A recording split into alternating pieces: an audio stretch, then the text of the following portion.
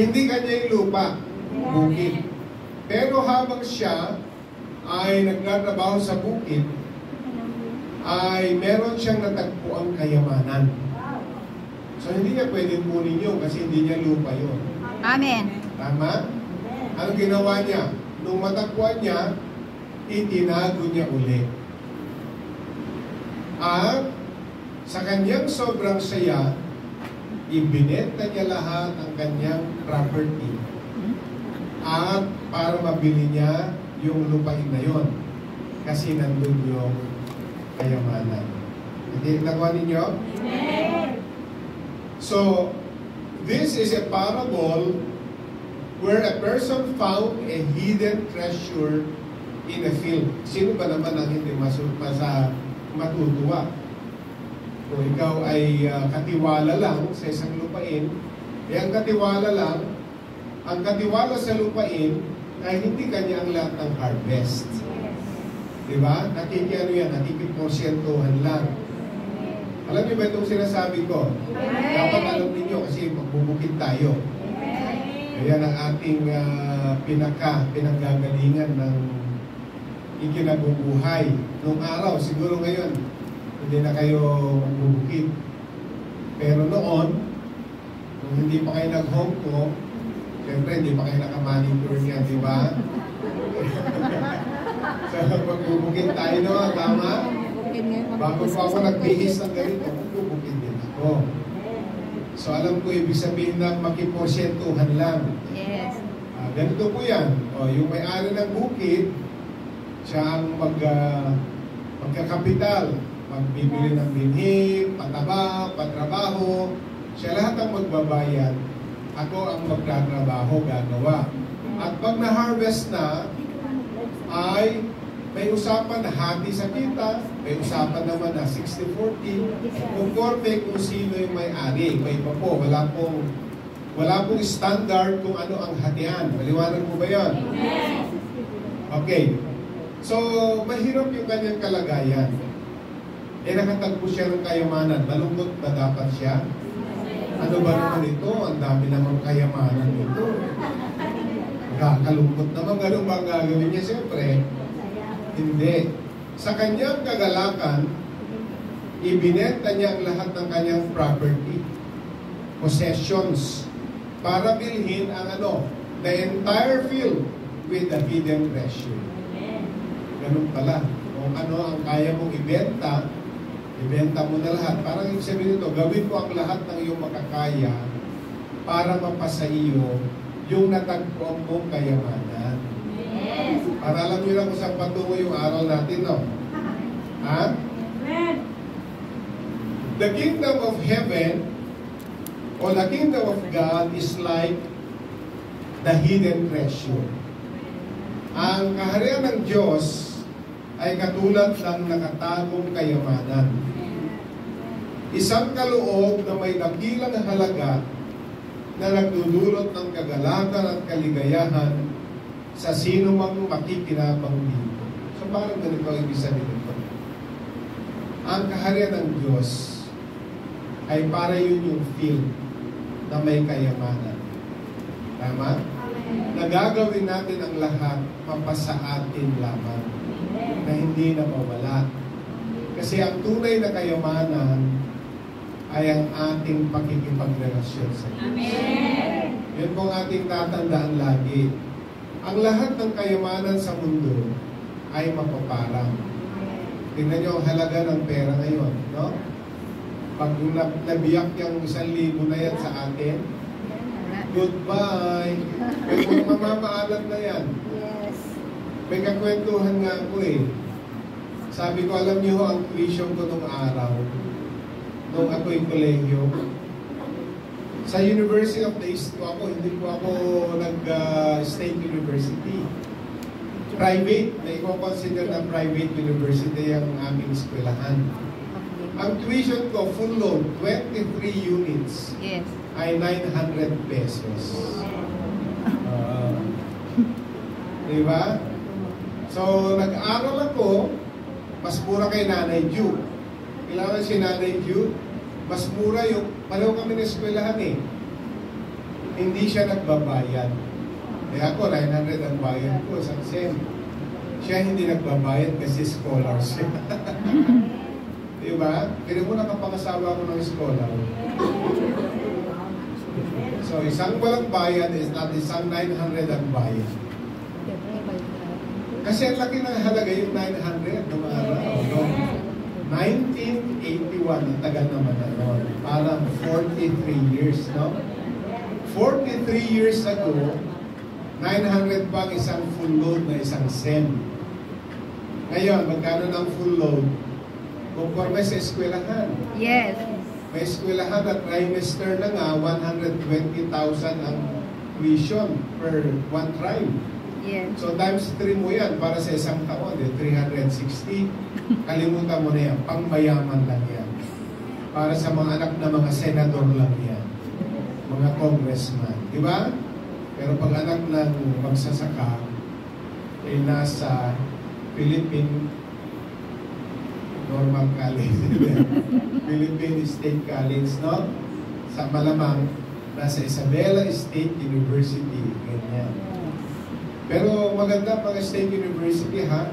Kung may mga kapatid kayo, mga anak kayo, na magkokolehyo, pa-examine nyo sa State University.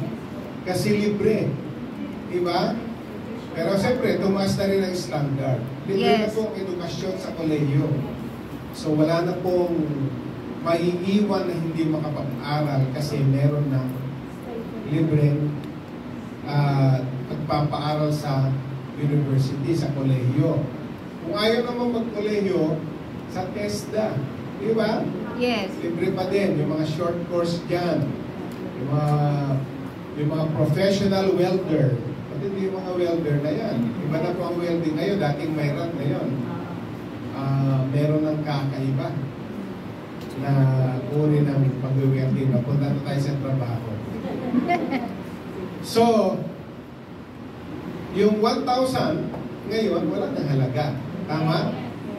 Kaya kung nung 2020, nagpapadala kayo ng 10,000 sa pamilya nyo, gawin nyo ng 20,000 ngayon. O, di walang sumasagot sa inyo ng amen, di ba? Kasi dodoblehin nyo lang. Nakatagong kayamanan. Alam mo yung salat sa hirap. Biglang nakatagpo ng kayamanan. Hindi mapakali, kaya nga yung iba, sa sobrang hirap ng buhay, ginawa niya, hindi naman siya nakapag-aral. Naghukay na lang siya. Ang lalim-lalim na yung hukay niya, na wala pa siyang nakikita. Halos ayaw na niyang umahon. Kasi nahiya siya, na sobrang lalim na yung nahukay niya, wala pa siyang nakitang kayamanan. Dahil wala namang kayamanan talaga doon.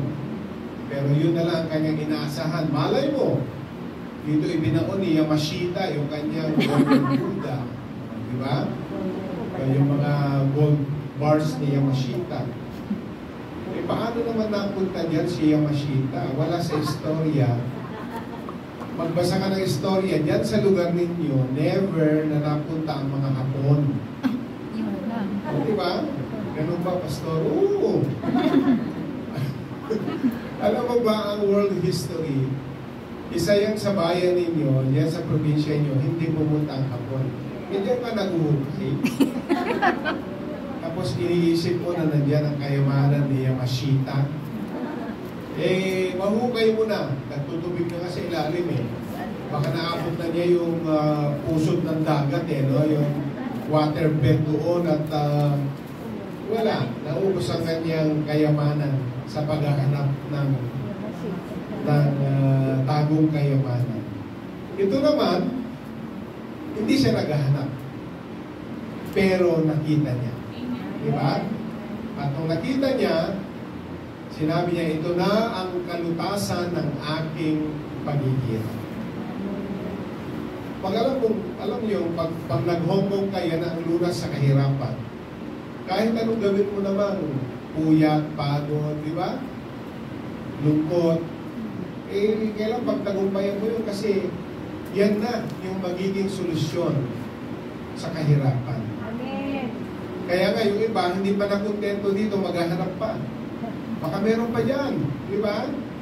Kahit walang church, huwag naman gano'n. Yung iba pupunta sa lugar, malaki ang offer, pero wala na silang spiritual activity. Wala din yun. Kasi dapat sabay yan. Dapat nga ang maunang konsiderasyon sa paghahanap ng anumang hanap buhay ay yung may spiritual ka paglago. Amen. Diba? Mataas daw ngayon ang offer. 120,000 per month. Pesos na neto. Gusto niyo ba? Sa Gaza.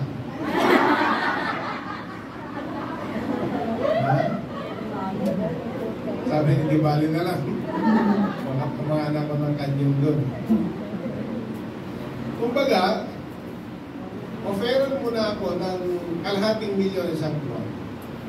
Pero pag ang na-deprive, yun ang tamang salita. Kapag ang na-deprive ay ang aking spiritual na paglago. Mga kapatid, dapat lagi ganoon. Pati sa pag-aasawa.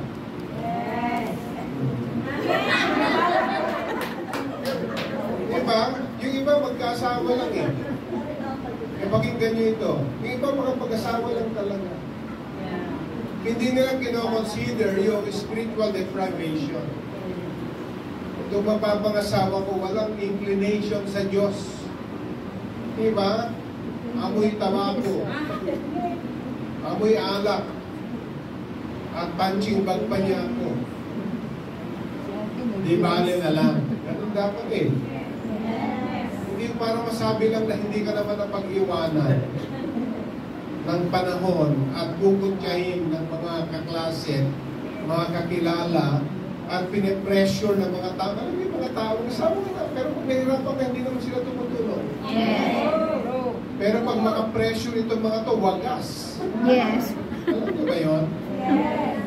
Huwag kayong pa-pressure. Kasi, di ba, hindi naman silang tutulong sa inyo. Yes. Yung wag lang masabing wala kang asawa, kulang ka, hindi. Ngayon, kung bibigyan ka ni Lord ng una, nagmamahal sa Diyos. Diba? Na ikaw ang sasabihin, pangalawa lang kita. Pangalawa lang kita. Sino una mo? Si Lord. Ayun! Sasabihin mo, you're the man. Diba? Pero pag hindi niya